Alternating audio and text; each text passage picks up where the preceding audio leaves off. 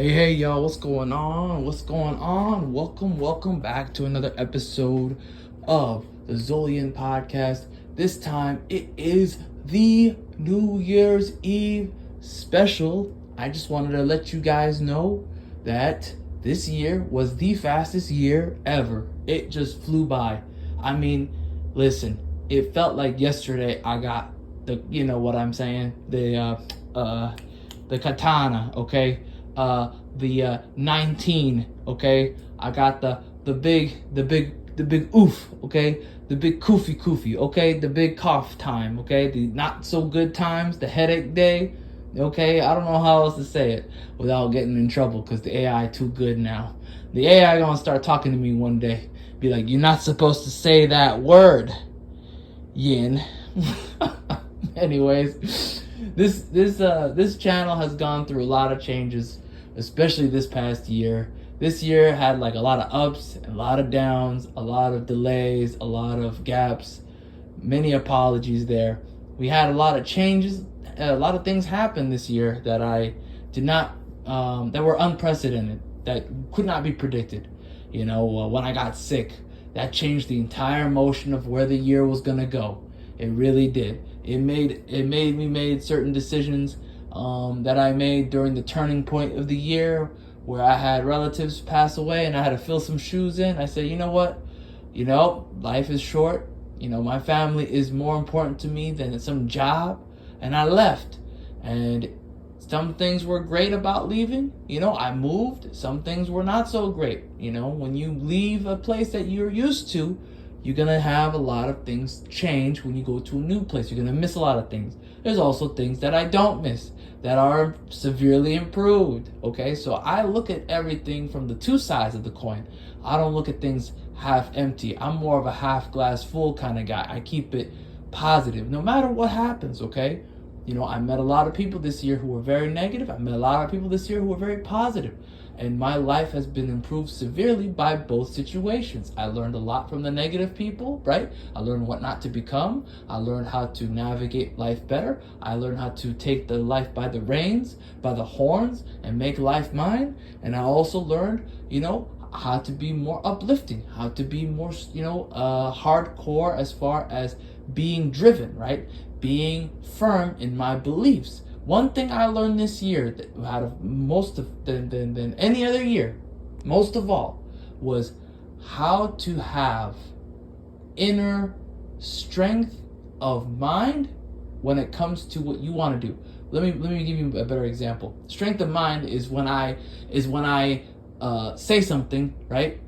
Stick to it no matter what, even though other people are trying to nudge you a different way. It's having frame. Let's put it that way. We'll call it frame, because I hate using other people's words, but frame is a good way of putting it. So we'll call it frame. Frame is when you have something, you know, a framework, right? If you have something that's hardcore set in your identity, something that you have hold value, right? Something you are holding value, a sacred cow, if you will. And it's something that is essential to your everyday life, essential to your identity, essential to your worldview, right? It's like the sun, right? If you move that to the left or to the right, it changes everything, right? For example, for some people, it's their dignity, right? If you move your dignity and you get rid of your dignity, you may change how you look at yourself, how you see the world. You know, it might damage you, right? It might change you in a negative way, makes you make worse decisions. You get sloppy, right? Maybe for some people it's to get off the wagon of sobriety. Once they change that, then they go back to terrible ways of doing things, right? Not having a schedule. For some people it's fighting obesity. Some people are very fit, but deep down inside they know if they even get off the horse a little bit, if they even slip, they're gonna go all the way down to the bottom, and they're gonna be at the bottom of that ice cream box, okay? And they're gonna be eating that bucket all the way down, okay? And they're gonna be 10 times their size before they know it.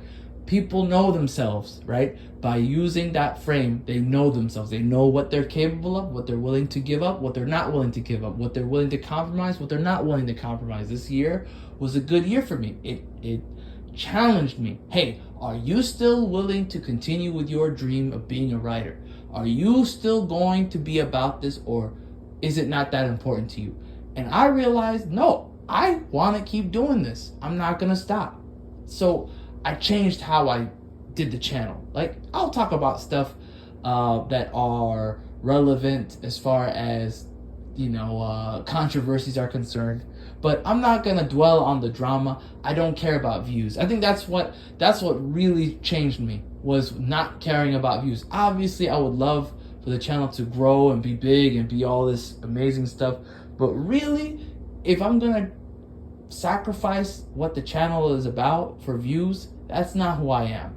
The format as well. I'm not an editor. I didn't want to be one. I never pretended to be one. Even when I'm editing videos, I don't do it with the belief of, oh, I'm editing a video, this is going to be a professional video. I know the quality of the video will never be as cool and up to date and sophisticated like all the other channels that are out there.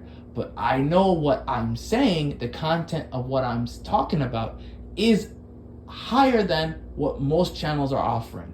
I know what I'm about. I know what I offer you.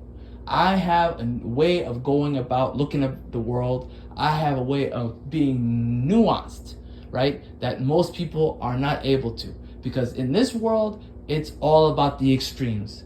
And that's just not who I am. I'm a multifaceted person. I have many layers to myself. You're never going to get a one-trick pony out of me. I'm just not that guy. There's a lot of people who can do the crazy faces doing Let's Plays and stuff like PewDiePie. That's just not who I am. So anyways, this year, when it comes to a New Year's resolution, I think having a New Year's resolution that reflects my change is in order. So what I'm going to do for my New Year's resolution is the number one thing is get published. That's going to be the number one thing. I'm going to keep it simple. Last year's, I forgot what last year's was, to be honest. See, that's bad. That is bad. A lot of things happened, and I fell off with a lot of things. So this year, we're getting published. That's going to happen as soon as I can. I'm almost finished my free book. I'm very proud of it. That's coming up. And when I'm done, I will let you guys know. More details are to come soon. I was struggling a little bit. Do I want to make it a full-blown novel? Do I want to make it something small? And I just thought, let's keep it small, something simple. So anyways, that's it for now. I hope you have a happy New Year. Happy New Year's to you and your family. God bless you. And may you have a wonderful evening, weekend, and a bright new year for you, okay? I'll see you next time.